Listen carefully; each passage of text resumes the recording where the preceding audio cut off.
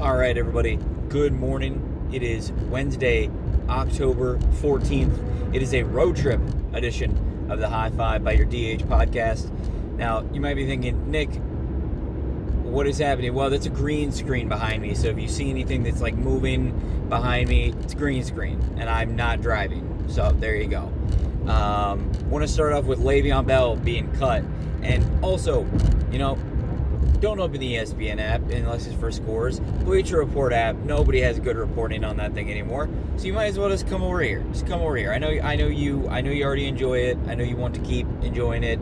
And everybody has to hit the gym. You got to get your reps in. And so even though I'm in a studio with green screen behind me, I still got to get my reps in too. But all right, Le'Veon Bell has been cut. This is the second team that's cut him in under 5 seasons. That's a lot to be said about his character, whether you like it or not. That means that his team chemistry is not as good as the Jets organization had hoped it would be.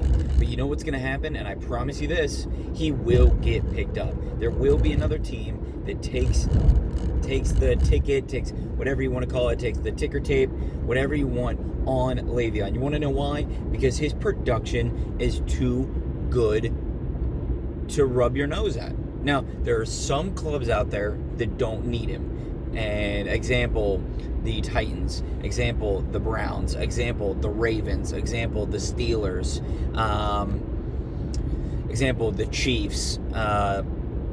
Example, the Bills. I mean, these are teams that already have an established run core and even a 3 core, but yet do not want to take a flyer on him. That is understandable. There are also people that don't want to deal with him. And personally, I think that is equally as important because that is an organization that knows what it wants and it knows what it needs. A perfect example of that is, holy shit, the New York Jets. Did they know what they needed? Do they know what they want? Well, it's not Le'Veon Bell. That's for certain. So, what's important to note here is that will be unlike the Steelers. So, the Steelers have this aura, almost not Patriots-esque, but in the sense like if you're not here and willing to put in the work, we will find somebody else who will. James Conner, perfect example. So, they were okay with that, and that was more of a people knew Steelers mentality. That's how it is. But this is different because the Jets are 0-5, and it's not like the Jets just want to go ahead and say, all right, well, now we suck again. Well, yes, you do. Everybody knew that. Keep my hand here. The studio light's a little crazy right now, but that's one thing that really interests me because this is a team that is so far in the dumpster, but they said to themselves, you know what? We just don't need this kind of action. And was it something in the locker room? Was it something, it wasn't really necessarily on the playing field. He was playing fine. He wasn't playing Le'Veon Bell status, but he's playing fine. So that's something to note. And also, he's going to be picked up. He will be taken by another team. Now it seems to be where and when. I would say in under 3 Sundays.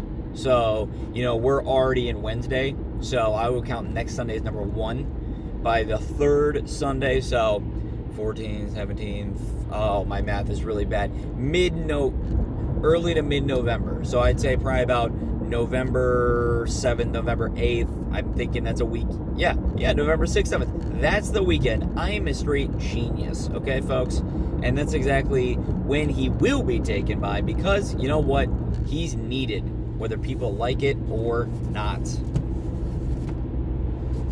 That was a huge brain move by me right there. This studio's crazy weirdly lit. Altuve. People saying he has the yips. Of course, I want the entire Astros team to get yips, but no. Alas, Altuve, at least to me right now, does not have the yips. Now, you're saying, Nick, in all the 47 postseason games he's played, he's never committed an error. In all of the regular season games this terrible season, he has never committed an error. But in the ALCS, he already has 3. And in the postseason this year, he has 5. Nick, how do you explain that? Well, I explain it because he's not a good player. I explain it because he cheated to the top. He cheated to the top. And the problem with Altuve, and not really a problem, I guess, is that people love him. He's a fun person. And I'm sure that if I got in a room with him, he and I would hopefully have a great time. But in this case, you have to watch out, because for somebody that we know is cheated, and then in 18 and 19 didn't win, didn't do anything, they didn't go to the World Series, that you need to watch out for these teams that are just cheaters. I mean, you can put Springer in the same boat. You can put Correa in the same boat. These are you can put Bregman in the same boat. Most likely, guys we would all enjoy getting a beer with, especially Bregman, especially Altuve. I'm not so certain about Correa. He's just, whatever. That's not the point.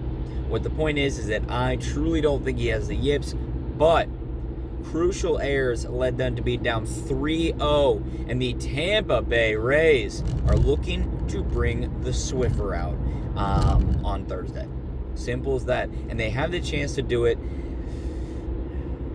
I want to say yes, because I've been rooting for the Rays, and I want to see the Braves clinch in, because I don't want to see the Dodgers win either. The only reason I would like to see the Dodgers do well is because I love Mookie Betts. The Red Sox are absolute imbeciles, and I mean that nicely. Imbeciles. Actually, I don't mean that nicely. What the hell am I saying? Imbeciles for letting him go. He is worth close to that Harper money, because you know what happened? Harper left. Natitude won a World Series. So clearly, Harper is a great player, not a pivotal piece that you cannot win a championship without. But if you noticed, the Red Sox won the World Series in 13 and they won it in 18. Guess who was on the squad for both those teams? Holy cow, it's Mookie Betts. I love you, Mookie. Don't let the Red Sox hurt you like that ever again. Number 3, Dan Mullen said, Florida football head coach said that he would like to see 90,000 fans in the stadium on Saturday. They've got the Tigers. Go Tigers.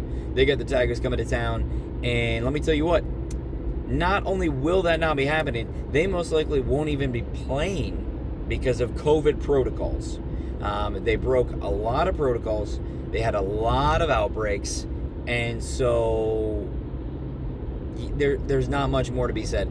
They screwed up, and it's most likely, you could say it's college kids being college kids, but if a coach of a top-tier program, and I consider at least half of the Power 5 schools to be top-tier programs, to be able to say to their players, hey, we need you to buckle down, and we need you to chill the hell out, because we want to win a national championship, and we have the roster to do it. I mean, Florida, plain and simple, is a top 10 team right now. And if I think they won last weekend, so yeah, they definitely are. But Dan Mullen's an idiot.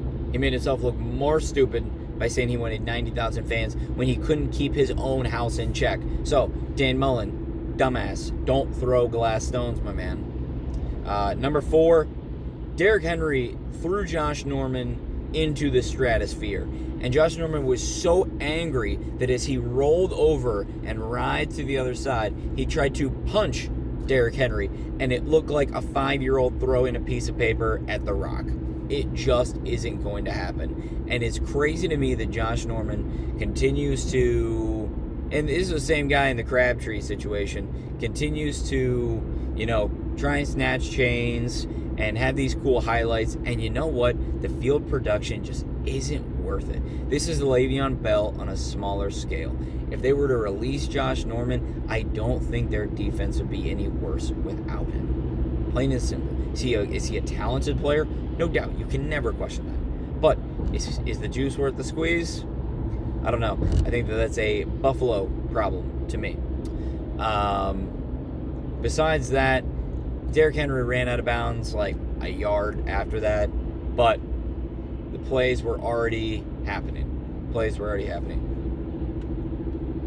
So I am just got a phone call in the studio, and I'm hanging up on it. Number 5, and we're rounding out here. Going to be a quick one today. The Lakers postponed their parade, and the fans don't care. The fans could not care the Lakers postponed their parade, and, well, plain and simple, the fans are still out partying. They're still in the street in mass, in thousands. So for California, that did a whole lot of preaching and a whole lot of high horse white knight talking down to people about social distancing and staying safe, which I agree with and people should be doing. Well, again, this is a Dan Mullen situation. Keep your own house in check. It's not Ron DeSantis over there. I forget who their governor is.